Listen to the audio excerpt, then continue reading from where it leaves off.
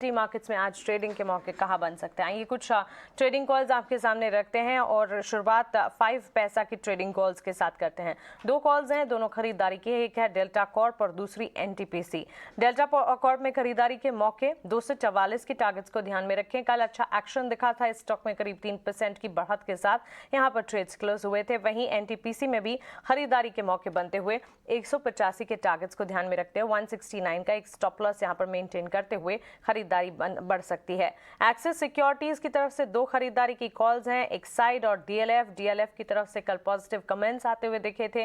Management ने कुछ updates पास किए थे और साथ ही दिल्ली मार्केट के साथ साथ मुंबई मार्केट में भी पेनिट्रेशन बढ़ाने की बातें चल रही हैं। 430 के टारगेट्स को मानकर चल सकते हैं। खरीदारी ऊपरी स्तरों पर यहाँ पर और तेजी आ सकती है और एक साइड में 204 के टारगेट्स। चलिए, ये सारी ट्रेडिंग कॉल्स को नोट डाउन जरूर कीजिए और आज के लिए इंपॉर्टेंट इवेंट्स कौन से हैं उन्हें भी नोट डाउन कीजिए, क्योंकि बाजार का मूड, माहौल और बाजार की दिशा जो है इन इवेंट्स से तय होती हुई जरूर नजर आएगी। वामाक्षी हमारे साथ ताजा इवेंट्स, ताजा ट्रिगर्स लेकर।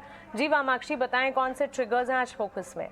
जी बिल्कुल मानसी, ग्लोबल फ्रंट पर देखें तो यूएस अपना अक्टूबर का ट्रेड बैलेंस डेटा है वो रिलीज़ करेंगे, तो इस पर हमारी नज़र ज़रूर बनी रहेगी। मगर कॉर्पोरेट फ्रंट पर क्या एक्शन है, आइए उस पर एक बार नज़र कर लेते हैं।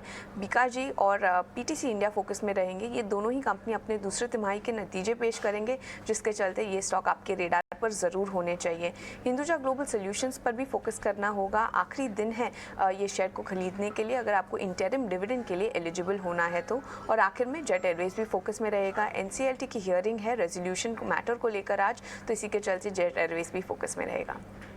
वामाक्षी, शुक्रिया ये सारे के सारे इवेंट्स हमें बताने के लिए। तो इवेंट्स के लिहाज से Hinduja global, Bikaji, PTC India जैसी कंपनियों पर आज नजर रखनी चाहिए। और यूएस मार्केट में भी अगर देखें PMI service data, composite index, यहाँ पर एसएनपी ग्लोबल की जो आने वाले हैं उस पर नजर रखनी होगी। लेकिन चलिए, ये सारे के सारे इवेंट्स, सारे के सारे ब्रोकरेजेस, इससे खाका तैयार हो चुका है। आज का दिन कैसा दिख सकता है ये हमने आपके सामने रखा, लेकिन खरा सौदा में आपको बताएंगे कि आपको करना क्या है। आज गिरावट में अगर बाजार खुलते हैं तो फिर स्ट्रैटेजी क्या बनाई जाए, ग्लोबल सेंटिमेंट्स में जो कमजोरी आ रही है उसे कैसे समझे। हमारे साथ अजय शर्मा जुड़ गए हैं। Good morning Ajay. जिस तरह की सिचुएशन है, यूएस फेड की तरफ से सिर्फ ब्याज दरों में तेज बढ़ोतरी की आशंका है और इस आशंका ने ग्लोबल सेटअप को बिगाड़ा। कल का बाजार, भारतीय बाजार भी अगर देखें इंडेक्स वाइज कुछ खास एक्शन नहीं था, हालांकि बैंक निफ्टी ने संभाला जरूर, लेकिन स्टॉक स्पेसिफिक मूव्स था। आज क्या दिखेगा फिर एक्शन? Good morning Mansi. देखिए, ऐसा है कि यूएस मार्केट में बहुत मामूली कमजोरी देखने को मिली है, कोई बड़ी कमजोरी नहीं है ये पहली बात तो। और यूएस मार्केट एक काफी अच्छी बड़ी तेजी के बाद ये अब रियलाइज कर रहा है कि जो टर्मिनल रेट होता है, जिस रेट पे रेट ऑफ इंटरेस्ट के लेवल्स पे यूएस में रेट हाइक पीक होंगे वो काफी ज्यादा हो सकता है। इस बात के बावजूद कि आईएसएम स्ट्रांग है, जॉब्स डेटा स्ट्रांग है, तो यूएस इकोनॉमी जब तक कमर नहीं टूटेगी तब तक फेड रेट हाइक करना बंद नहीं करेगा, भले ही छोटे हाइक करे।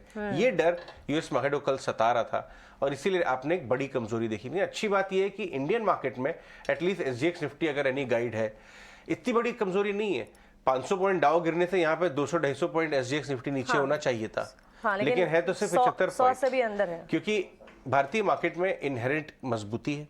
कल भी अगर आप देखें तो डेज लो पहले घंटे में बन गया, फिर हम डेज हाई पे बंद हुए, तो बाय ऑन डिप का रुझान जारी है।